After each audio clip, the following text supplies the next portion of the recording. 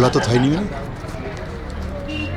हम इस समय सुभाष चौक में हैं। ये सुभाष चौक का नज़ारा है और हम इस समय मुखातिब हैं बीटी कॉम्प्लेक्स के नीचे श्री जगदीश जोशी जी से, जो कि रानीखेत के ज़िले के बारे में उनके क्या विचार हैं वो बताने का कष्ट करेंगे।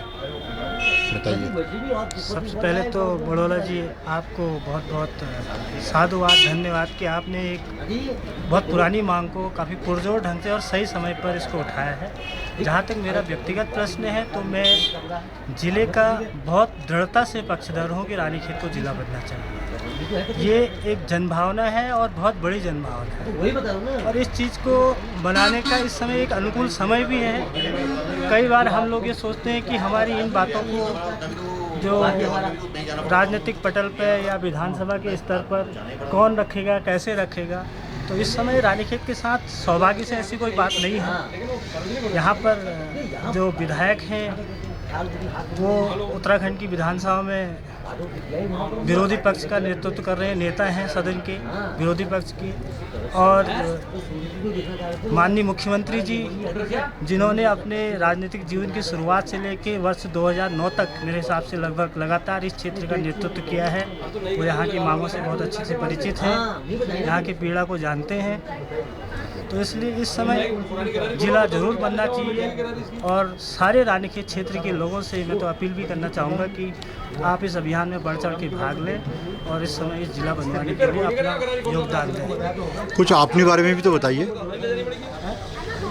मेरा व्यक्तिगत रूप से मैं बचपन से ही रानीखेत यहाँ से 4 किलोमीटर आगे मेरा गांव है मल्ला विश्वा, मैं वहाँ का रहने वाला हूँ। मेरी शिक्षा दीक्षा इसी नगर में हुई है, मेरा स्कूल यहीं रहा है, मेरा अस्पताल यहीं है, मेरी सारी मूलभूत चीज़ें यहीं से हैं और मैं यहाँ से कभी अपने जन्म से लेकर अभी तक कभी बाहर गया नहीं, यहीं का रहने वाला हूँ। और हमारे मन में भी काफ़ी चीज़ें हैं जो हम देख रहे हैं कि विकास के साथ साथ जहाँ दुनिया इतनी आगे पहुँच गई है और हम रानीखेत के लोग कितने आइसोलेटेड हो चुके हैं विकास की दृष्टि से।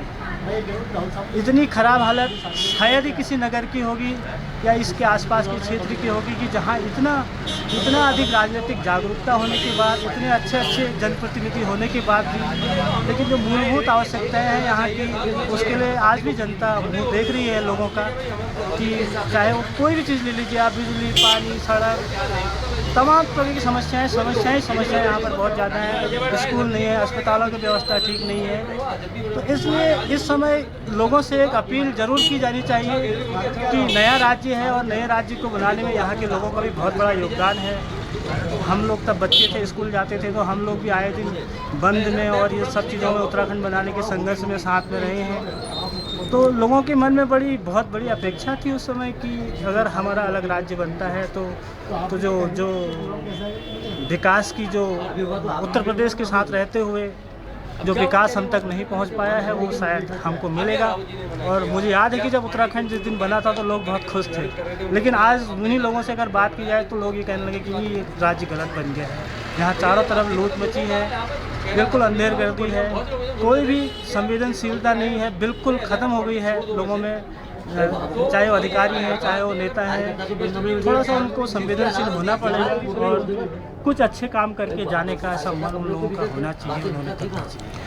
हाँ, जोशी जी नहीं सॉरी पांडे जी, मैं हैं अरे सॉरी जोशी जी, मैं भी आपका ख़ास तौर से शुक्रगुजार हूँ इस मामले में कि सोशल मीडिया में आप बड़ी सपोर्ट देते हैं हमारे अभियान को और उसमें कमेंट्स वगैरह लिख करके और लाइक्स को भी बढ़ाने में और हर चीज़ में आपका योगदान रहा है।